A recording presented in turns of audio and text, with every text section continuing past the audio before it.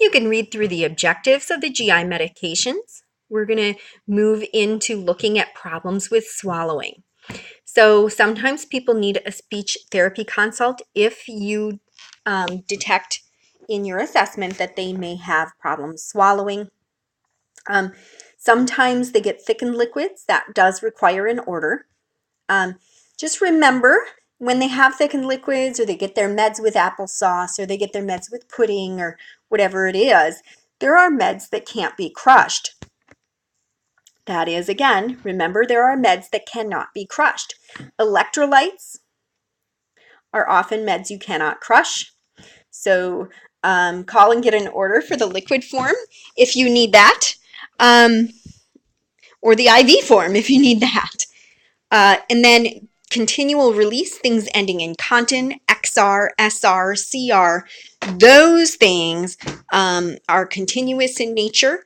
And if you crush them, you're giving a person a large dose all at once. Enteric coated, those are coated so that they don't make the stomach usually more acidic, and then they can pass through there and then absorb elsewhere. You do not want to crush an enteric-coated med because you defeat the purpose. Another type of med that you really want to question, because you don't crush most of them, are the seizure meds.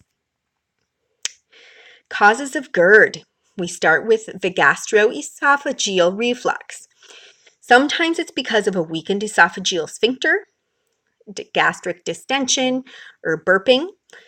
Factors that worsen reflux and burn are things like hyperacidity due to aspirin, stress-related cortisol, prednisone, those types of things. Antacids are a family of medications we like to talk about. Calcium carbonate, which is Tums, Maalox smoothies, and then aluminum and magnesium combos with Gelusil, Mylanta, Gaviscon, Maalox. Those are advanced versions of Maalox.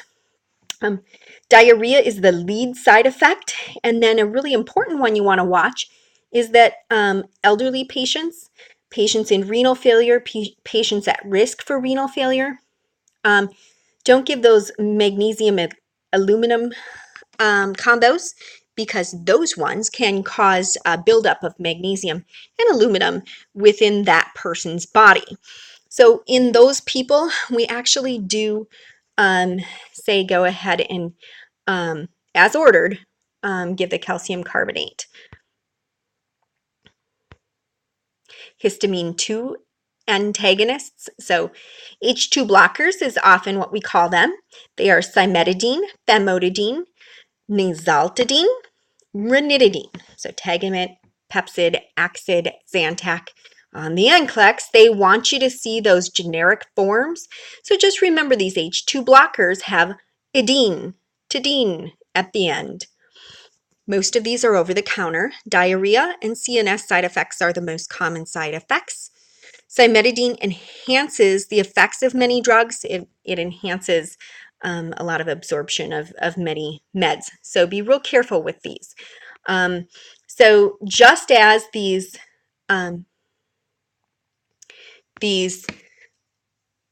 medications for GERD, when we give the meds for, when we give antacids, or we give H2 blockers, or on the next slide here, we give proton pump inhibitors. Do not give those with antibiotics, especially. Those three cannot be given with antibiotics. The proton pump inhibitors and the H2 blockers provide a little bit of prophylaxis. Okay, so oftentimes they're given a while before we eat. And the actual antacids, so the ones way back here, those ones actually are given after the symptoms develop. So proton pump inhibitors are very similar to H2 blockers. For our purposes, they act very similar, but for chemical purposes, they are slightly different. Esomeprazole, lansoprazole, omeprazole, pantoprazole, so Nexium, Prevacid, Prilosec, and Protonix. But again, the NCLEX wants you to know the generic words. These are proton pump inhibitors, and they bring down that acid in the stomach. They can enhance many other medications. Don't give them with very many, if at all, medications. Most medications have some sort of an interaction with this med if you give it at the same time. So most of the time, if you give a proton pump inhibitor, if you give an H2 blocker, or if you give an antacid, you're going to make sure that you're not giving it with another medication. Give it alone usually. So diarrhea is the common side effect here. Boy, I see a theme.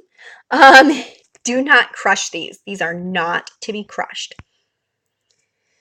Other medications that we look at for GI distress are sucralfate.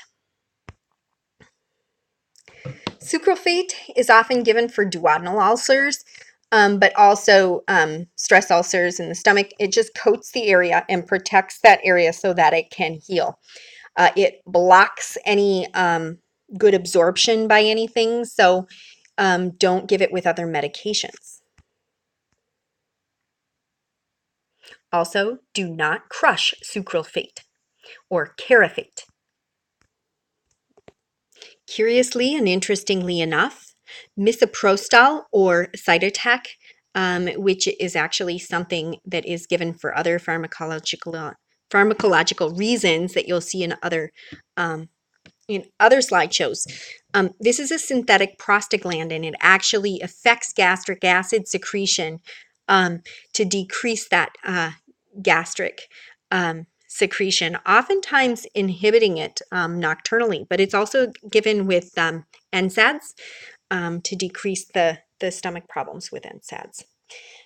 Then we have Reglan, and Reglan is often given to make the peristalsis work a little bit better in your GI tract so that things can move through, and then you don't feel as nauseated from that backup.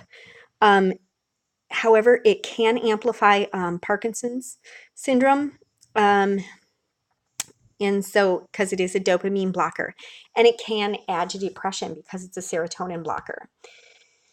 Antihistamines used as antiemetics. So antiemetics are anti-barf. Antihistamines are things like Phenergan, Antivert. Neuroleptics used as an antiemetic are compazine and thorazine. Please know that Phenergan up in the top here as an antihistamine, if it's given as an antiemetic, the preferred way to give that is a central IV, not a peripheral IV, because it can be extremely harsh on the tissue. So we want to give it in a large venous area. Then we've got a prokinetic antiemetic, which just means it's pro-movement, right? And it's making peristalsis happen so we can move things through and not feel like we're going to barf anymore. That is Reglan. Dramamine is an anticholinergic. So Dramamine as an anticholinergic is going to reduce the emetic properties caused when you are nauseated. Serotonin block are things like Zofran and Ansimet. P blockers, proton blockers here, Amend. So we give that with Decadron. Decadron is actually a steroid. So, and then some over-the-counter things that people use as antiemetics. Pepto-Bismol, not highly recommended, and yuck. But peppermint is something that we use to combat nausea, especially in patients that have nausea related to, excuse me, chemo. The other thing that we use quite often are benzodiazepines. It's not listed on here, but we use Ativan or lorazepam. Remember, all those benzodiazepines are PAMs or LAMs. And those we use, and we use them frequently with people who have nausea while getting chemotherapy. Laxatives. So there are some different types of laxatives. Stimulant laxatives include biscotal, Senna and Cascara.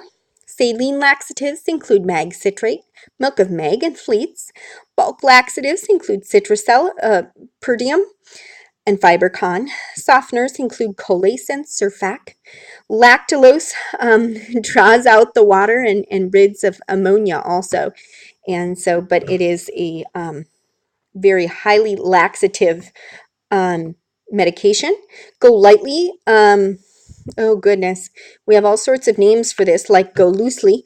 But go likely will clear a person before certain types of tests, mainly endoscopies and certain types of CTs. So people drink 1 gallon of this fluid. When they do drink this huge amount of fluid, watch their electrolytes. People can have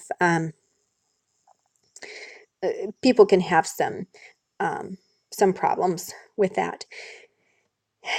Milk of Meg, we just want you to let you know, ruins the enteric coating on the biscotal. So you don't want to take those together. Milk of Meg is also something that we want to be very careful with, especially in the elderly population, because they're at high risk for kidney problems, and it does have magnesium in it, and those can fill up. The magnesium can fill up in their body. Fleets and magnesium are bad for renal failure patients. Again, the magnesium we just talked about, it builds up in the body of renal failure patients, and then the fleets, the phosphates, also build up in the renal failure patient. Elderly people are at high risk for that. Consider the risk of an obstruction. So you want to think about obstruction.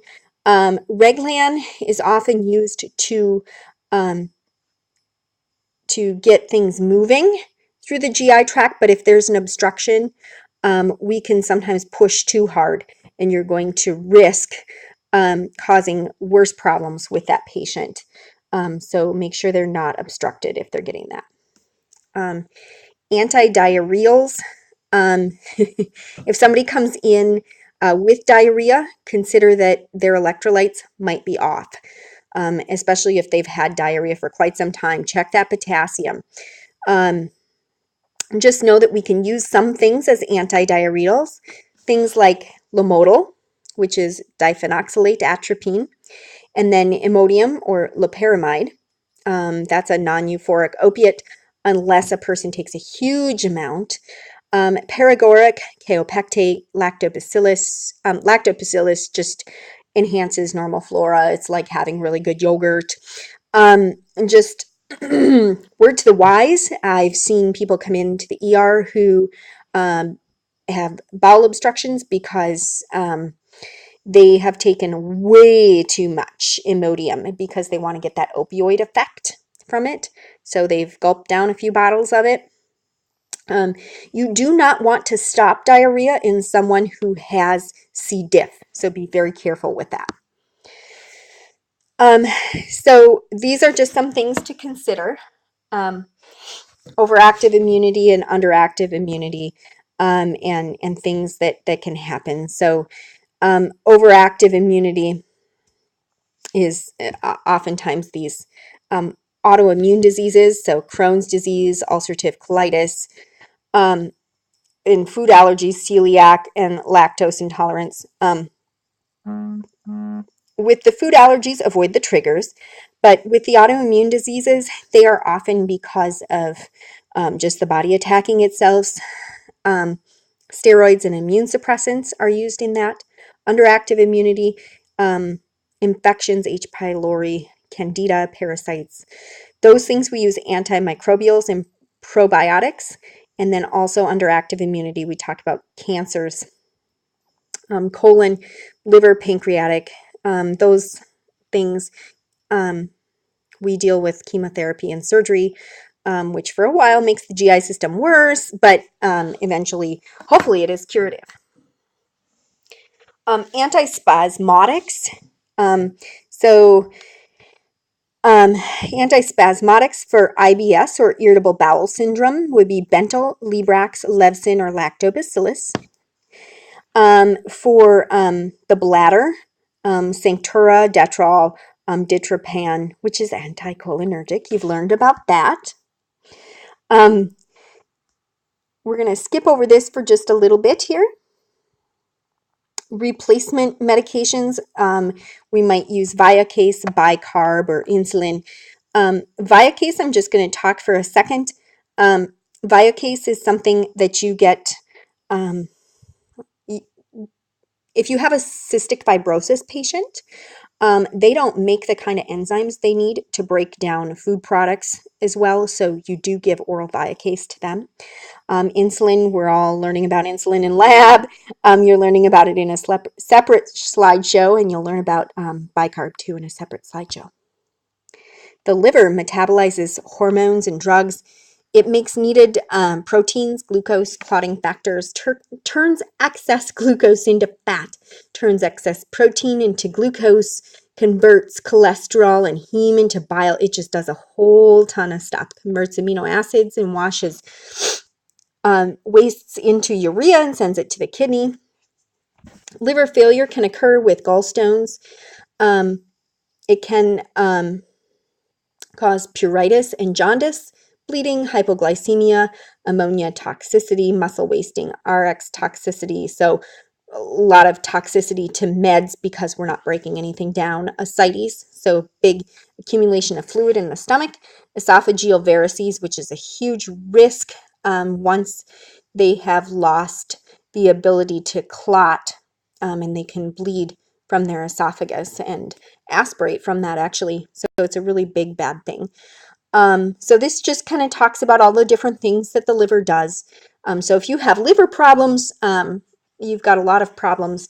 Again, that lactulose that we talked about in an earlier slide, that's used with liver failure to pull out that excess ammonia and flush it out.